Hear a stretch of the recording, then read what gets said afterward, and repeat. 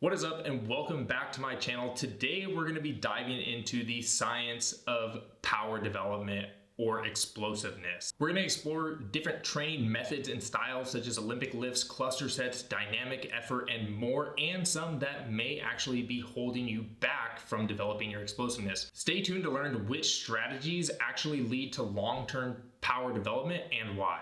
Before we dive in, make sure to comment down below which of these methods or maybe a different method that you've tried below and if it worked or if it didn't work. And make sure to hit that subscribe button if you are an athlete and you are trying to learn more about how to develop your strength, power, speed, explosiveness, and conditioning for your sport. So let's get into this. The first one we're getting into is Olympic lifts. Olympic lifts such as cleans and snatches are widely regarded as one of the best exercises for developing explosive power. These movements involve triple extension, extending at the hip, knees, and ankles. They have a huge development piece on rate of force development. They are typically used for developing power and in a lot of strength and conditioning programs at the high school levels, collegiate levels, and beyond. But they are a little bit complex to actually learn. But here's what the research says. There was a study done in 2014 that found that combining Olympic lifts and plyometric training resulted in greater performance improvements compared to traditional strength training or resistance training methods. And that's really because Olympic lifts specifically target the fast twitch muscle fibers, which are responsible for explosive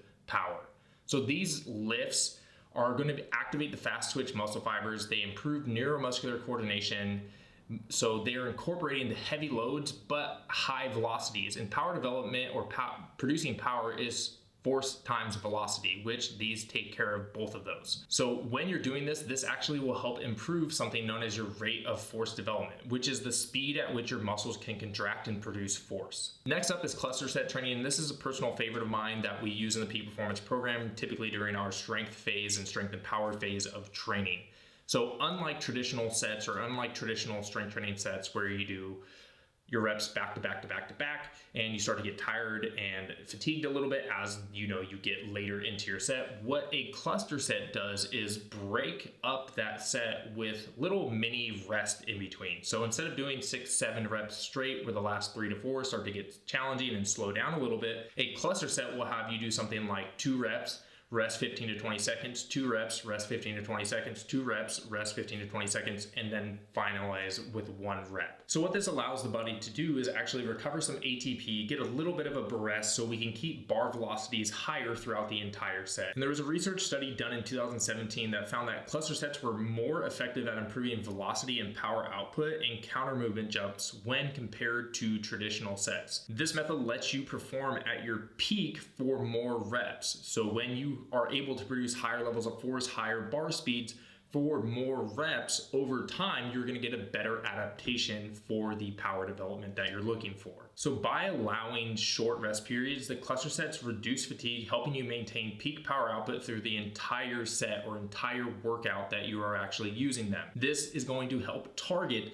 those fast twitch muscle fibers and improving explosiveness. The next method is called the dynamic effort method, which is largely seen in a lot of conjugate based systems. The dynamic effort method, or DEM, is all about speed. So instead of lifting heavy, you're using lighter weights, typically around 40 to 60% of your 1 rep max, but you're trying to move them as explosively as possible with maximal intent. So this method is particularly effective at improving your rate of force development, which is crucial for athletic movements like jumping, sprinting, or changing directions. And there was a research study done a while ago in 1997, there have been some more recent ones as well, that found that the dynamic effort method helps improve both peak force and the speed at which that force is generated, which is a staple in strength and conditioning programs for an athlete who needs to be fast and powerful. So DEM, or dynamic effort method, trains the body's ability to generate force quickly, and it optimizes the force velocity curve and points on that force velocity curve to help you recruit fast twitch muscle fibers at very, very high speeds. The next method is going to seem counterintuitive, and it is overcoming isometrics.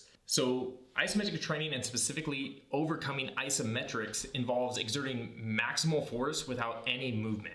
You're pushing or pulling against an immovable object, and this type of training is highly effective at increasing your central nervous system or neural drive to the motor units that you're trying to recruit to produce maximal force. So when you're doing these type of overcoming isometrics, you're training the central nervous system to produce more force at a faster rate, which can enhance your power output. In a study done in 2013, athletes who combined overcoming isometrics with dynamic exercises like power cleans or jumps or med ball throws saw significant improvements in bar velocity and power output. So what's happening with overcoming isometrics is that it's improving your ability to recruit motor units and increase something very, very critical to your explosiveness, which is your tendon stiffness. So this makes your muscles more efficient at transferring force, but also your tendon's ability to be able to handle, absorb, and then redirect force in increasing your power output. So this ultimately will lead to more power during dynamic movements like jumps, sprints,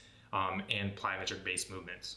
Now the next one we're going to get into has some mixed reviews, but again is one of my personal favorites that I like to use, and it is contrast training. Now there are many different types of contrast training, but typically contrast training alternates between a heavy strength exercise, heavy compound strength exercise, and a plyometric or power-based movement with a similar movement pattern or direction of force that you're producing. This approach is designed to take advantage of something called post-activation potentiation, or PAP. So where you're performing a heavy lift primes your muscles for an explosive movement afterwards, and typically you see a greater performance immediately with that priming effect. So some research has shown that high volume contrast training can improve jump performance over time. However, other studies have found that the long-term effects are less consistent. So what's happening with post-activation potentiation? So PAP increases muscle fiber recruitment and calcium sensitivity, leading to temporary improvements in power, but long-term gains depend on consistent adaptation, which isn't always guaranteed with this method. I personally use it and like it a lot,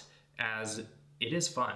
It is really fun. So other than that, if you're okay with some mixed reviews, but you really love the training style, I think it is appropriate, because I haven't seen anything that says it's more detrimental than regular type of training, with plyometrics coming first and then strength later. This type of training, the contrast training, it also is very athlete dependent, as some are more sensitive to central nervous system fatigue while others are more resistant to it. So if you are someone who can handle a little bit more, then contrast training may be beneficial for you.